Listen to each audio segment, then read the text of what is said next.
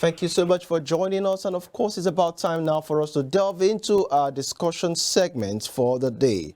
The presidency yesterday fired a salvo at the former Vice President Atiku Abubakar for his latest criticism on President Bola Ahmed Tinubu's economic policies. In a statement by the Special Advisor to the President on Information and Strategy, Bayo Ononuga, the presidency described Atiku as a hypocrite who has resolved to attacking government's economic strategies without providing any alternatives.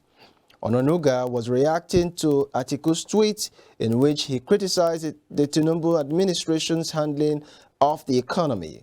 In the tweet posted on his verified X handle, Atiku, the VP, described the administration's renewed hope agenda as dashing hopes, creating pains, and causing despair. Ononuga lashed out at the former vice president, saying he has been offering pedestrian and an uninformed intervention on national economy. And of course, to have this conversation with us is our guest in the person of Dr. Dayo Kayode. He is joining us via the phone call, and of course, he is a political technocrat. Good morning, and thank you so much for joining us, Dr. Kayode. Yes, good morning. How are you today? Very well, and you? All right, so without wasting much time, Doctor, let's delve into the issue for the day. What is your view as regards the presidency's response to Atiku Abubakar saying that his tweets, especially to the presidency, is one that is pedestrian and uninformed, and of course claiming that his tweets are baseless and does not reflect the current realities in the country? So what's your view on that, first of all? Yes, you see, it is beyond trying to attack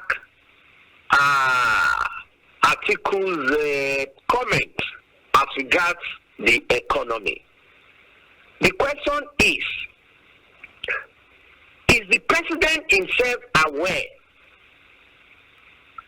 the excruciating pains the present economic situation is unleashing on the people? I was just reading a tweet now from the CBN governor that the Deloitte report on the audited accounts of CBN had shown a fictitious claim of about I think close to $3 billion as regards our forex demands. Now, to what extent are you, as the president, going to use that to ensure our economy is improved? Number one. Number two, those people that are claiming such fictitious dollars, are they going to be arrested? Are they going to be prosecuted? If found wanting, are they going to be punished? That aside, to what extent are you also going to stop the pressure that our naira will be having against dollar when Dangote refinery that has used Nigerian money to build the refinery is saying it will be importing crude oil from America to Nigeria? Whatever reasons, because I read the reasons that he gave. Those reasons to me, they are just watery. Too watery. So to what extent are you also checking that? Because when you look at our economy, it is being controlled by two things: the rate of naira to dollar. Secondly, the price of PMS. Those two, they have a serious effect on the living standard of the people. So as a government, what are you doing? Forget about what others are saying. Forget about criticism from others. Because anybody that doesn't want to be criticized doesn't want to grow. Doesn't want to grow. So to what extent are you trying to have special control, special relief on these two are very important economic variables within our system? Now, my question to you is, yes, on the one hand, it is very good for an individual to be criticized. For an individual to grow, in your statement, he or she should welcome criticism. But what Bayo Ononuga, in a message, in a response message to Atiku, is not saying that his criticisms are wrong, but of course, he not providing alternative is the issue. So that makes it hypocritical. So what's your view on that? Listen, I will not see Atiku's criticism as being hypocritical. Rather, I will see Bayo Ononuga's comments as being somebody just trying to justify his pay. I have already said something this morning that Mr. Tinubu himself should take criticism as part of development. And if you are taking criticism as part of development, then you must always, at any point in time, be looking for, be searching for alternatives towards your policies that people are saying are anti-people. I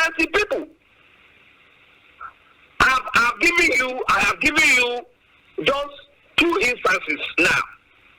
I still have some others, but because of time, I might not want to be able to go there, as you might be having some other questions you want us to treat. But I'm not giving them those two.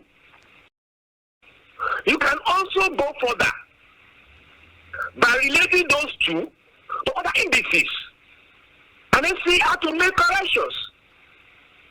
Okay, listen. How about capital flights?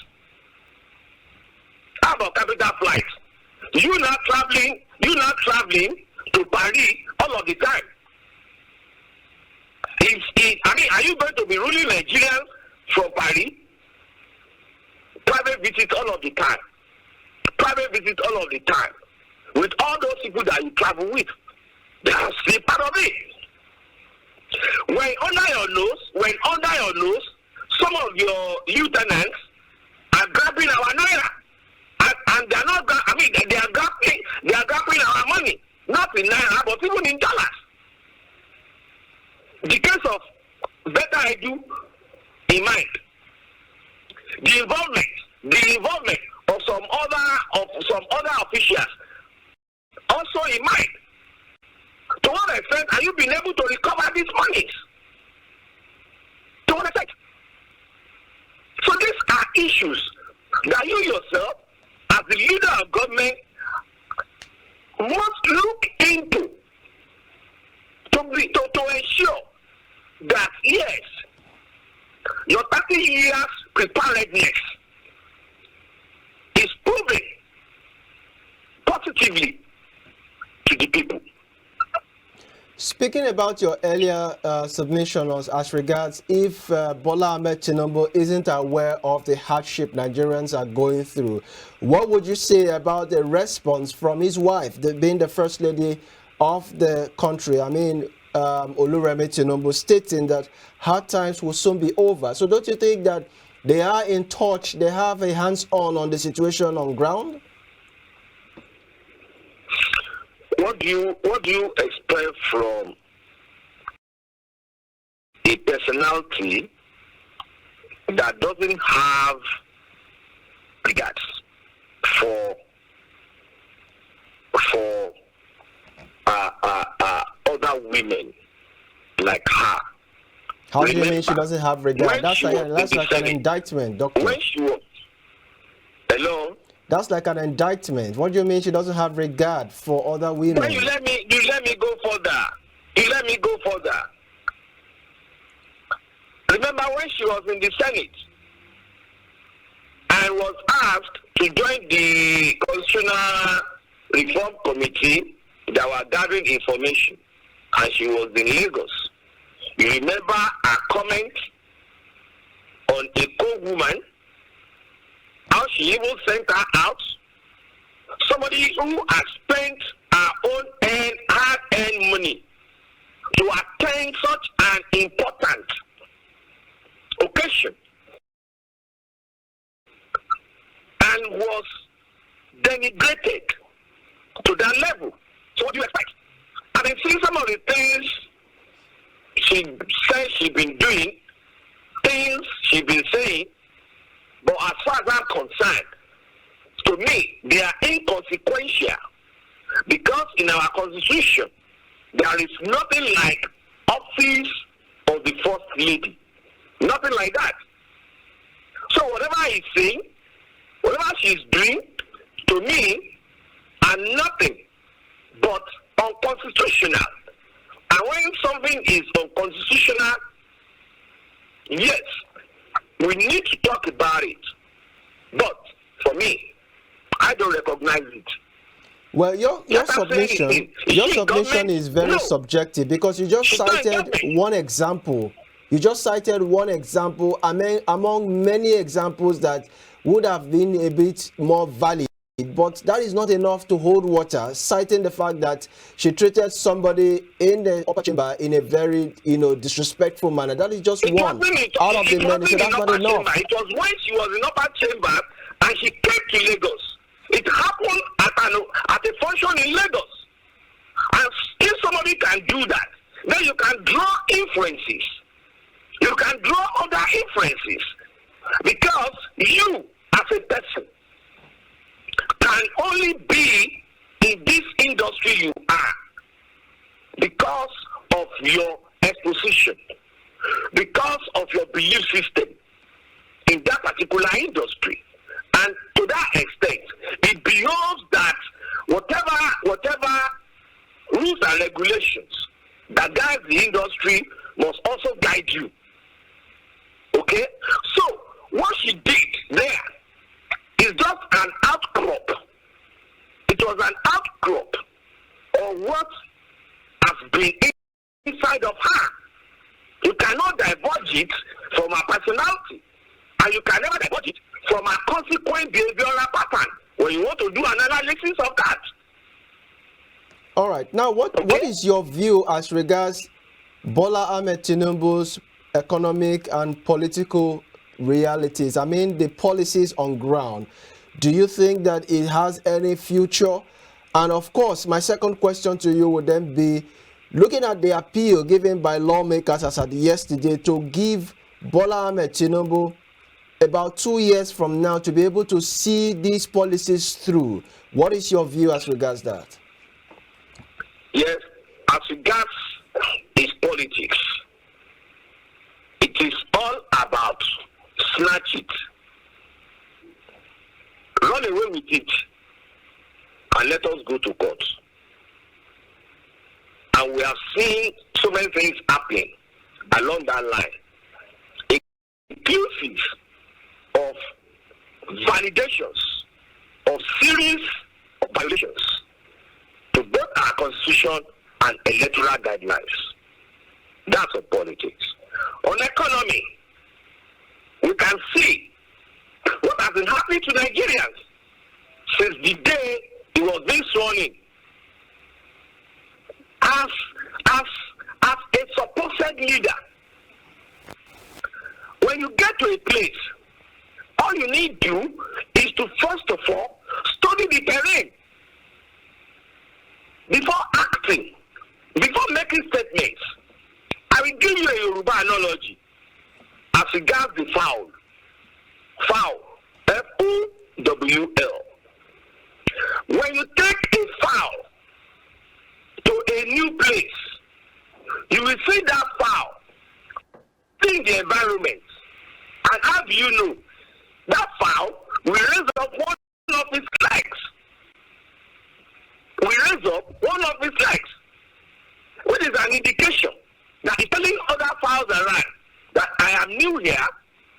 I will not want to deal with you anyhow, play with you anyhow, socialize with you anyhow, because I still want to understand the metrics of your relationship. But you get into but you've been sworn in on that field. You have not got into the office because you have just collected the staff of office. You have not even entered that office and you were removing subsidy without any discussions with the stakeholders, without even going through the books as regards understanding whether the amount being paid on subsidy is right or inflated. And we're all aware of what happened. Today we are still grappling with this. Till today, for the past eight months, going to 9 months now, we are still grappling with it. So when you look at that, you will see that yes, somebody who said he had prepared for 30 years, but between you and me, did not even understand the workings of that office he is. If not, even in December, when he said he was going to give transportation palliative to Nigerians, how bad can you give transportation palliative than to reduce pump price based on how much you are ready to pump into that particular activity? You are now saying, okay, you are domiciling the money with I think eight transportation companies on some particular routes. How will Nigerians see the sincerity in that? How will it get for everybody? It can't. Unlike when you say, okay, I am pumping probably 12 billion into this project. This 12 billion, okay, reduce the pump price to so amount for a particular period. Then everybody will be able to appreciate it. Rather than coming up with some deceitful policies that gets to nobody, rather increasing the pains that you are unleashing on the people. All right, now let's delve a little, deeper into security issues. Just over the weekend, the Ekiti school students have been released. And of course, on the news, we gathered that a sum of 15 million naira was paid as against 7 million naira that was rejected earlier by the captors. Now, what is your view as regards the police involvement, especially telling Nigerians that these children has been rescued? Yes, they've been rescued, but how come they were rescued without even the suspects of this criminal activity being arrested? How did it happen? Nigerians are saying that the Nigerian police are not doing well, especially when it comes to disseminating information. Monies were actually paid, but they refused to tell us how much was paid, but only telling us that these children have been released. Now, my question to you is it a situation of do what I say and not what I do? That's number one. Number two, just recently, a certain transport companies, I'm talking about GIGM and of course ABC, had their passengers abducted by kidnappers. And of course, victims' family, especially the husband, is saying that these individuals, the kidnappers, are also demanding a 15 million naira ransom to be able to free one of the victims. What is your view as regards the security condition of the country, especially understanding the fact that we have been kicking against ransom payment, which encourages these guys to continue in this dastard act? Thank you, Josh. You see, I will just be very brief on the security situation in the country. You know why? Where we are going, where we are going is not far in settling this issue. Where we are going is not far. But it is the distractions that we are having that is causing all of this. And I tell you, years back, I was on a platform and I said I will not support payment of ransom because this will be a kind of encouragement to others to be doing that. Rather, let us, just like they did when the former CBN governor's wife was adopted, the monies were marked, and those people were apprehended. That is a serious government. Okay? Now, second point is this. We need to trace the genesis of this insecurity in our country. And for us to trace it, we have to go back to Baraje's statement. Baraje's statement as regards who brought in these bandits into Nigeria. Who brought these bandits into Nigeria? Who said at that time that if Jonathan did not hand over to them, they will make Nigeria ungovernable for Jonathan? Who said that if Jonathan refuses to hand over government to them, they will be picking Nigerians with body bags, while baboons and dogs will be licking blood, Nigerian blood on the streets? Who? We need to retrace that. And then on what basis were they going to do that? Who are they going to use to do that? 3, we also need to go back to what the Yetiala leader said then to Lai Mohammed, that listen, if you don't release the kidnappers and the terrorists that have been arrested, they were going to open a can of worms as regards how these people came into Nigeria. We also need to go to that and investigate. We also need to look at the scenario played out when Kuje prison was being attacked by terrorists. We need to investigate the trajectory of that event.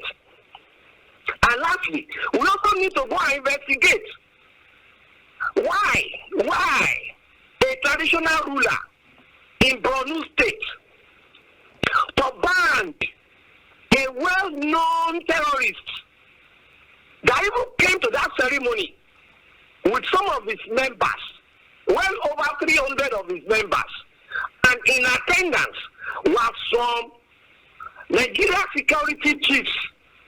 We also need to investigate that. What has brought that? So the moment we are able to investigate that and come up with reports, then you will see that the insecurity we are experiencing in Nigeria presently will be a thing of the past. Essentially, like Amanpo said, being echoed by our late leader, Fani Abacha, any insecurity breach within a political territory that cannot be sorted under 24 to 48 hours, then the leadership of such a territory should be seen as an accomplice.